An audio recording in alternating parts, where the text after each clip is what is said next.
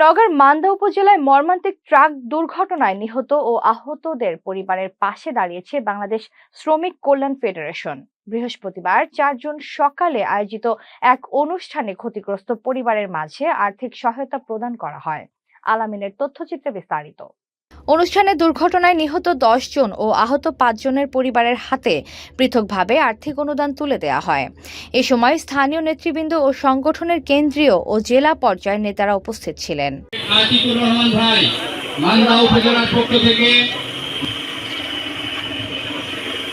আন্তরিক অভিনন্দন জানাই।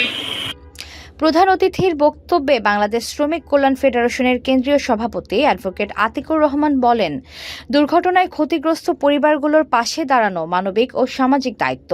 ভবিষ্যতেও সংগঠনটি অসহায় ও বিপদগ্রস্ত মানুষের পাশে থাকবে বলে জানান তিনি। ঘরে বা ইন্ডাস্ট্রিতে ম্যাগনেস্টার কেবলস, বিশুদ্ধ কপারের নিরাপদ কেবলস, আপনার নিরাপত্তার সঙ্গী।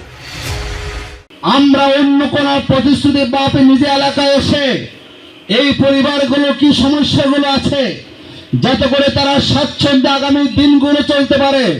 যদি কারো ঘর না থাকে আপনি ঘর তৈরির ব্যবস্থা করে দিন এবং তাদের পরিবারের পূর্ণ বাসনের পরিপূর্ণ দায়িত্ব অনুরোধ করব এই আসনের যিনি এমপি তাকে নিতে হবে, ঠিক না বলেন?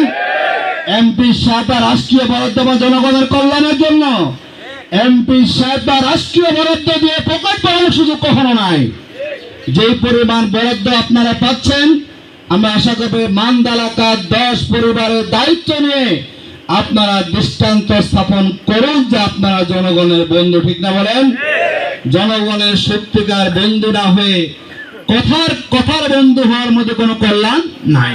বিশেষ অতিথি হিসেবে বক্তব্য দেন বাংলাদেশ জামায়াতে ইসলামীর কেন্দ্রীয় মজলিসের শুরা সদস্য ও নওগাঁ জেলা আমির খন্দকার মোহাম্মদ আব্দুর রাকিব এবং বাংলাদেশ শ্রমিক কল্যাণ ফেডারেশনের কেন্দ্রীয় সহ সাধারণ সম্পাদক অধ্যক্ষ আব্দুস সবুর।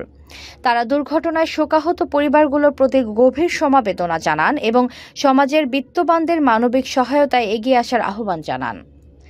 অনুষ্ঠানে সভাপতিত্ব করেন বাংলাদেশ শ্রমিক কল্যাণ ফেডারেশনের নওগাঁ জেলা সভাপতি মোহাম্মদ নাসির উদ্দিন। এ সময় উপজেলা ও স্থানীয় পর্যায়ের বিভিন্ন নেতৃবৃন্দ সহ রাজনৈতিক ও সামাজিক সংগঠনের প্রতিনিধিরা উপস্থিত ছিলেন। নিহত ও আহত পরিবারের সদস্যরাও অনুষ্ঠানে অংশ নেন। একই পরিবারের 2 সন্তান।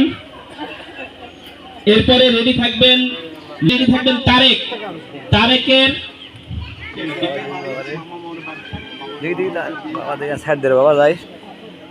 এরপরে রেডি থাকবেন Sohag Ali, Parvin. HPL UPVC pipe and fittings, শক্ত, মজবুত ও দীর্ঘস্থায়ী, এক পাইপে জীবন পার। অনুষ্ঠানের শেষে নিহত 10 জনের প্রত্যেক পরিবারকে 10,000 টাকা এবং আহত 5 জনের প্রত্যেক পরিবারকে 5,000 টাকা করে আর্থিক সহায়তা প্রদান করা হয়। বক্তারা নিহতদের আত্মার মাগফিরাত কামনা করেন এবং ক্ষতিগ্রস্ত পরিবারগুলোর পুনর্বাসনের সকলের সহযোগিতা কামনা করেন। আমরা সরকারের অনুরোধ করবো যারা বিভিন্ন সংস্থা আছেন, এখন যেহেতু সময় চলে যাচ্ছে, পরিবারগুলো খবর আপনারা নেবেন, তাদের পাশে আপনারা দাঁড়াবেন এবং যাতে করে তাদের পরিবারের একটা স্থায়ী সমাধান সেখানে হয় সে ব্যাপারে আশা করি আপনারা উদ্যোগ গ্রহণ করবেন। আমরা শ্রমিক কল্যাণ ফেডারেশন একটা দায়িত্বশীল সংগঠন হিসাবে যে দায়বদ্ধতা আমাদের, আমরা আসলে মনটা আমাদের অনেক বড় কিন্তু সামর্থ্যটা আমাদের কম। এতক্ষণ আপনাদের সাথে ছিলাম তামান ইসলাম তন্নি। প্রতিদিনের নিউজ আপডেট পেতে আমাদের সাথেই থাকুন।